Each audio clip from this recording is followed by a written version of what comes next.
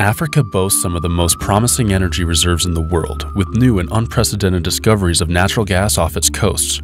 With the stakes being so high, governments and corporations have to sit down and find ways to ethically and safely tap into these resources while working to maintain interests of both citizens and companies.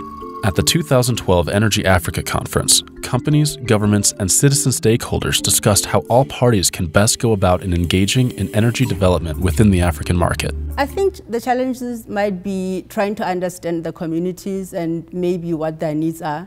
So you don't really want to go in and say you don't have access to electricity, and I think this is the way to solve your problem. So it might be better to talk to the communities, try to find a way or find a solution that maybe works from that perspective, because you don't want to bring something that they cannot afford.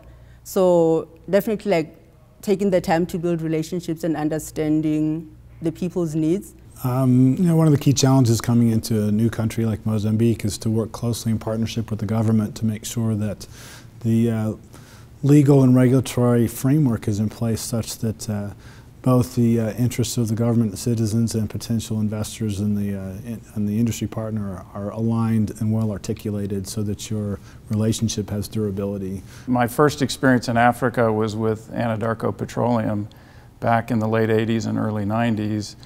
We came into the country when they were changing their petroleum law and trying to incent foreign investment, mainly for oil exploration, without even contemplating natural gas development.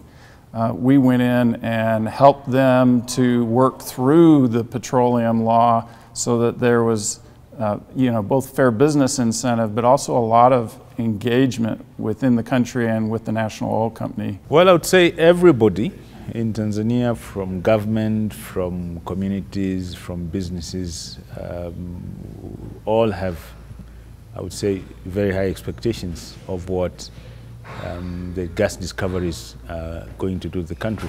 Everybody hopes that with natural gas, we'll be able now to ramp up power production, to have clean, affordable energy. And of course, local people expect that there will be a lot of industries which will spring up using natural gas as raw material, and that there will be jobs created. But you don't really want to impose something that was determined from outside. You have to talk to the communities and see what works for them and what maybe they can afford. Because if you bring something that they cannot afford, even though there is a market, you're not really going to make money out of that. You have to find something that is mutually beneficial, I guess.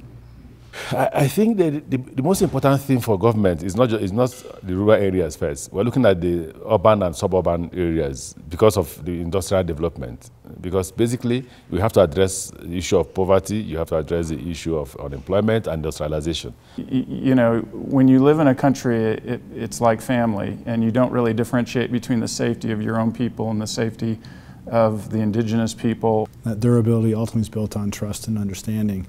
And there's much for them to learn about our industry, and there's much for us to learn about their communities, their cultures, their values, and to find commonality there and build that trust that's required for a 30-year partnership. I think one of the biggest differences they indicated to us, because we came in as a smaller independent company, was the fact that we worked with them very closely on a technical level. We actually moved people over and lived there and worked there, so we were very much engaged in country.